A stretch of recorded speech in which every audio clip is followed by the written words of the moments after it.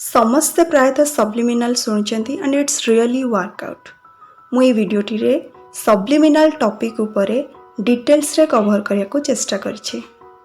ସବ୍ଲିମିନାଲ ହେଉଛି ଆଫର୍ମେସନ୍ ଯେଉଁଟାକି ଲୋ ଭଲ୍ୟୁମ୍ରେ ଥିବ ଆଉ ବହୁତ ସାରା ଲେୟାରର ସାଉଣ୍ଡ ସେଥିରେ ଆଡ଼୍ ହେଇଥିବ।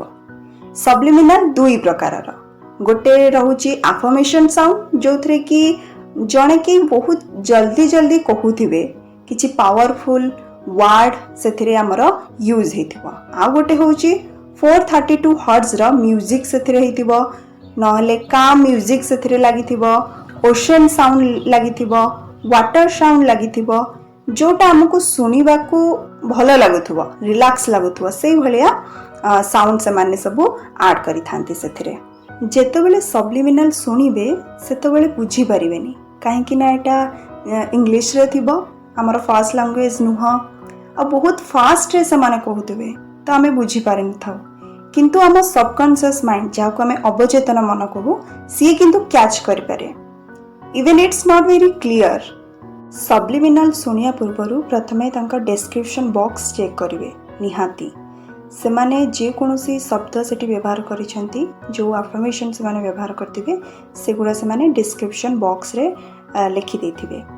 ଯେତେବେଳେ ଆପଣ ସବ୍ଲିମିନାଲକୁ ରିପିଟେଡ଼ଲି ଶୁଣିବେ, ସକାଳେ ସନ୍ଧ୍ୟାରେ ଦିନରେ ଯେତେବେଳେ ଆପଣଙ୍କୁ ଟାଇମ୍ ମିଳିଲା, ଯେତେବେଳେ ଆପଣ ରିପିଟେଡ଼ଲି ଶୁଣିବେ, ଧୀରେ ଧୀରେ ସେ ସବ୍ଲିମିନାଲ ବିଷୟରେ ଆପଣ ଭାବିବାକୁ ଲାଗିବେ।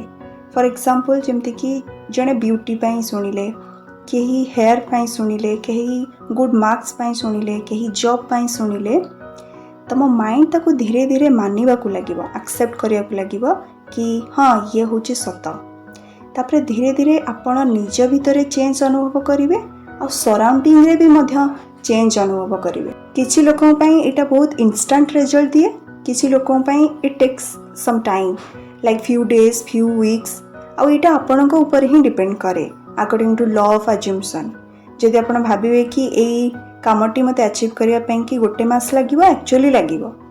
ଆଉ ଏଇ ସବ୍ଲିମିନାଲ ଶୁଣିବା ପାଇଁକା ସେମିତି କିଛି ନିର୍ଦ୍ଧାରିତ ସମୟ ସୀମା ନାହିଁ। ଆପଣ ଯେକୌଣସି ଟାଇମ୍ରେ ଏଇଟାକୁ ଶୁଣିପାରିବେ, ସକାଳେ, ସନ୍ଧ୍ୟାରେ, ଖରାବେଳେ।